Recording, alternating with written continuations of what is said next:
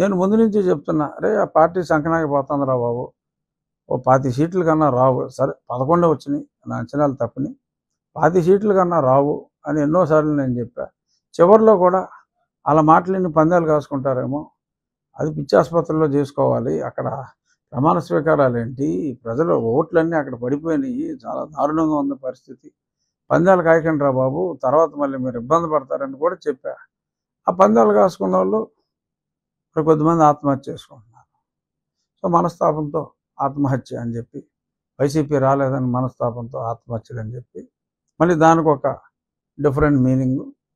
మళ్ళీ జగన్మోహన్ రెడ్డి గారు బహుశా ఓదార్పు యాత్ర 2.0 స్టార్ట్ చేస్తారేమో, నాకు తెలియదు.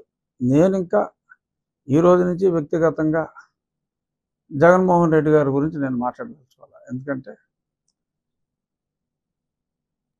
ఆయన భాషలో చెప్పాలంటే మంచో షేడో, ఆయన చేయాల్సింది చేశాడు, వెళ్ళిపోయాడు. ఇప్పుడు జనాలు చూసేది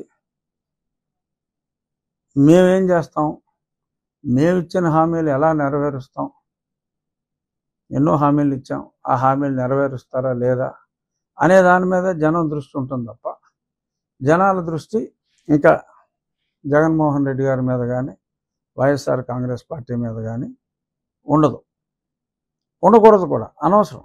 ఇప్పుడు మేము మాట ఇచ్చాం, మా మాట ప్రజలు విశ్వసించారు, జగన్మోహన్ రెడ్డిని కాదనుకున్నారు, మాకు మేము ఊహించిన దానికన్నా కూడా పెద్ద అందలం ఎక్కించారు.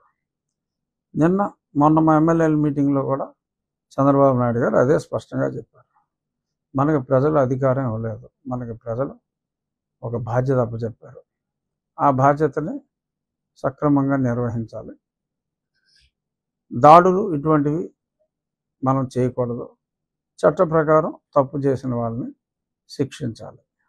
సో దీనికి ఒకరోజు ముందుగానే నేను చట్ట ప్రకారం ఒక పోలీస్ కంప్లైంట్ కూడా ఇవ్వడం జరిగింది. బహుశా నేడో రేపో, మరి నిన్నటి వరకు పోలీస్ అంతా కూడా ప్రమాణ స్వీకార ఏర్పాట్లో ఉంది కాబట్టి బహుశా 1-2 రోజుల్లో మరి అది ఎఫ్ఐఆర్ కూడా నా కస్టోడియల్ టార్చర్ మీద.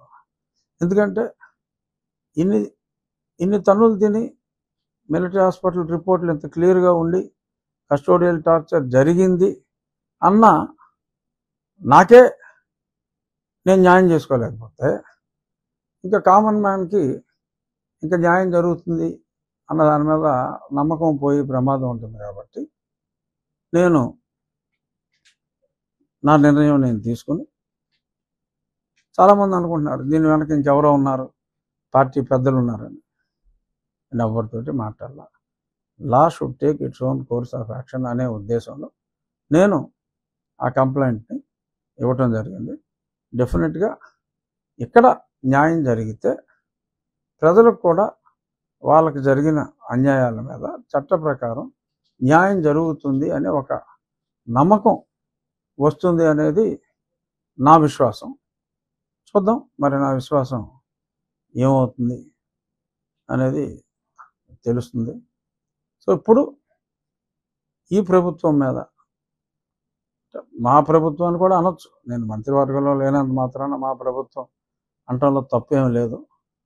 మా ప్రభుత్వం మీద ఇప్పుడు ప్రజలు ఎంతో విశ్వాసం, అతి విశ్వాసం అని కూడా చెప్పచ్చు, అంత విశ్వాసం ఉంది. కాబట్టి ముఖ్యమంత్రి గారు చెప్పినట్టు అత్యంత బాధ్యతాయుతంగా ఉండాలి. డెఫినెట్గా ఉండకపోతే ఇక్కడ ఏ నాయకుడిది కాదు గొప్ప, ప్రజలే గొప్ప అని ప్రూవ్ చేశారు. అప్పుడు అతనికి 151 ఇచ్చారు, ఇప్పుడు ఇక్కడ 164 ఇచ్చారు. ఇచ్చింది ఎవరు? ప్రజలు. అప్పుడు తెలుగుదేశానికి 40 వచ్చింది, ఇప్పుడు ఇతనికే 40 వచ్చింది. సో ఆ 20% అన్నది that will make all the difference. ఆ 20% అన్నది 57% వచ్చింది. 40 పెద్ద పార్టీలకి నార్మల్గా స్టాండర్డ్గా ఉంటారు. ఆ 20 అన్నది ఇంపార్టెంట్. వాళ్ళే టిల్ట్ చేసేది, న్యూట్రల్ ఓటర్లో ఎటువంటి పార్టీ అఫిలియేషన్ లేకుండా నిజంగా ప్రజా సంక్షేమం కోసం మంచి జరుగుతుంది అనుకుంటే వేసేవాళ్ళు వాళ్ళే. సో వాళ్ళ మనసు నొచ్చుకోకుండా మా ప్రభుత్వం ముందుకెళ్తుంది. అందులో ఎటువంటి అపనమ్మకం ఎవరో పెట్టుకోవాల్సిన పని లేదు. అందరూ ఒళ్ళు దగ్గర పెట్టుకుని పనిచేయాలని చెప్పి ముఖ్యమంత్రి గారు చెప్పారు. సో ఆ రకంగానే తెలుగుదేశం పార్టీ వాళ్ళైనా ఎవరైనా ప్రజాస్వామ్యంలో ఎవరైనా ఒళ్ళు దగ్గర పెట్టుకోకపోతే ఏమవుతుంది రిజల్ట్ అన్నదే ప్రత్యక్షంగా మళ్ళీ నిన్నగా మనం చూసాం కాబట్టి దాని ప్రకారం ఉంటుందని